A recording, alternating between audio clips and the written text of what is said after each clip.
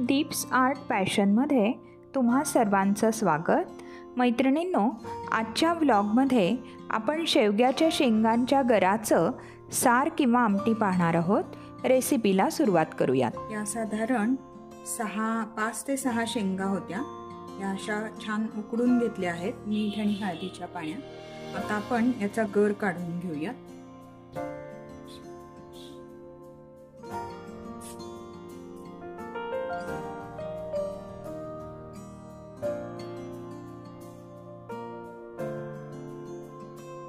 आता आपण या सगळ्या शेंगांचा हा जो गर आहे तो सगळा काढून घेतलाय।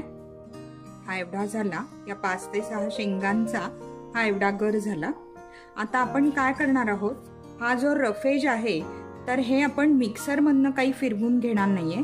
हे असंच्या असंच आपण फोडणीला टाकणार आहे, कारण ह्याचे जे फायबर्स आहेत तर ते आपण जर हे मिक्सर मधनं काढलं तर ते सगळे नष्ट होतील। त्याच्यामुळे आपण हे असंच्या असंच थोडंसं असं चमच्याने जरासंच मी चेलणार आहे आणि मग आपण हे फोडणीला घालायचंय। शेवग्याच्या शेंगाचं पिठलं, शेवग्याच्या शेंगाची आमटी, शेवग्याच्या शेंगाचं ताक घालून केलेलं कढण, याचे सगळ्याचे व्हिडिओ आपल्या चॅनलवर आहे। लिंक डिस्क्रिप्शन बॉक्स मध्ये मी देईन, नक्की पहा। अगदी साधी, सहज साधी सोपी रेसिपी आहे, अगदी पटकन होणारी। याला लागणारा वेळ म्हणजे फक्त हा जो आपण आता गर काढला त्यालाच फक्त काय तो थोडा वेळ लागतो। बाकी अगदी कमीत कमी मसाल्यात, कमीत कमी साहित्यात होणारी अशी ही शेवग्याच्या शेंगाच्या साराची रेसिपी आहे। तर आता अगदी थोडाच, मी फार नाही, हा असा गर चेंदून घेतलाय।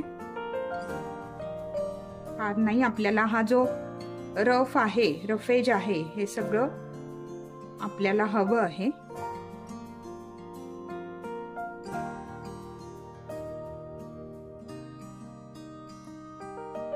अगदी घरच्या झाडाच्या छान कोवळ्या शेंगा होत्या, त्याच्यामुळे बिया पण जास्त फार मोठ्या नव्हत्या।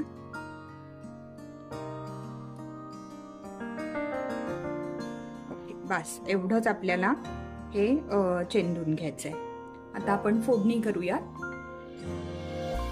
तर या कढईत आपण, या पितळ्याच्या कढईत आपण या शेवग्याच्या गरांना फोडणी द्यायची। फोडणीसाठी तेल घालूया। तेल चांगलं कडकडीत तापल्यावर जिरं मोहरी घालूया।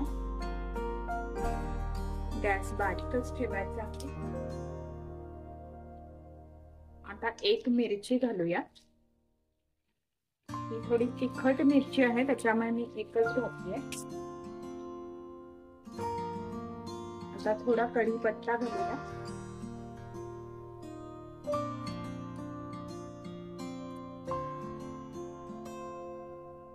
हिंग, 1 चमचा हळद,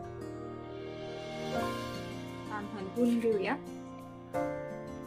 बस आपल्याला एवढीच फोडणी करायची आहे। आता आपल्याला काय करायचंय, हे 1 चमचा काश्मीरी मिरचीचा लाल तिखट थोडासा आपण रंग येण्यासाठी घालतोय, तर ते घालायचं आहे।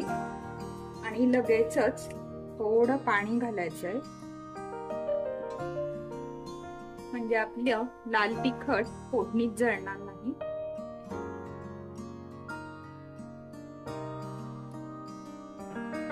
पाहू शकता, फोडणीत लाल तिखट जळलं पण नाहीये आणि फोडणीला छान लाल रंग पण आला आहे। आता आपला हा गर आपण फोडणीत घालूया।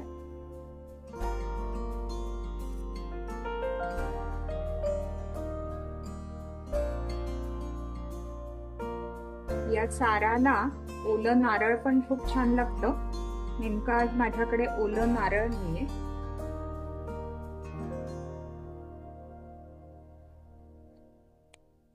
पाहू शकता, हे जे रफेज आहे ते सगळं आपण तसंच ठेवलेलं आहे। शेवग्यामध्ये भरपूर प्रमाणात फायबर, लोह, कॅल्शियम असतं। जेवढं तुम्हाला पातळ कमी जास्त पातळ हवं आहे त्याप्रमाणे तुम्ही पाणी घाला. मला थोडंसं आज जास्त पातळ हवं आहे, त्याच्यामुळे मी 2 ते 2.5 ग्लास याच्यात पाणी घालणार आहे.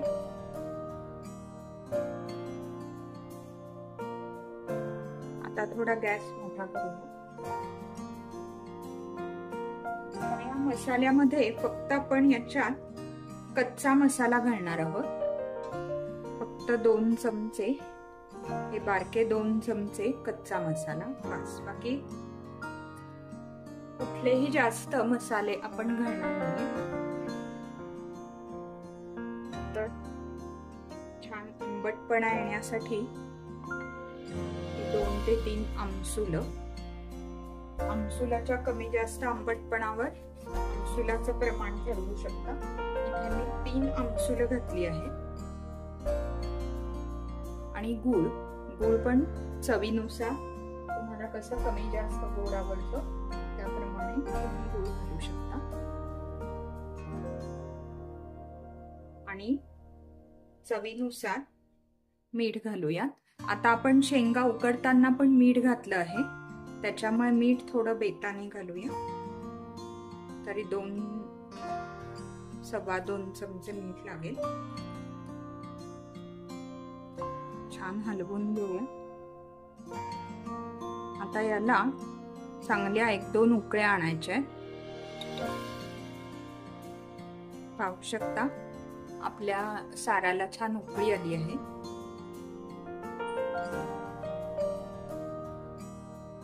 पाहू शकता छान उकळी आली आहे आणि थोडं दाटसर पण झालं आहे आपलं सार.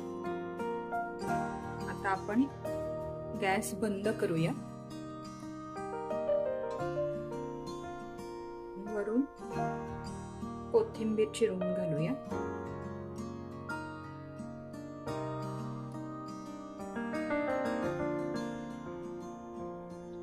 शेवग्याचं सार तयार आहे, पाहू शकता.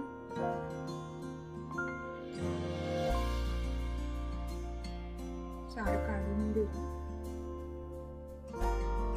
ज्यांना आवडत असेल त्यांनी हे मिक्सर मधनं काढून घेतलं तरी चालेल, पण त्यांनी तो सगळा रवतेज नष्ट होतो.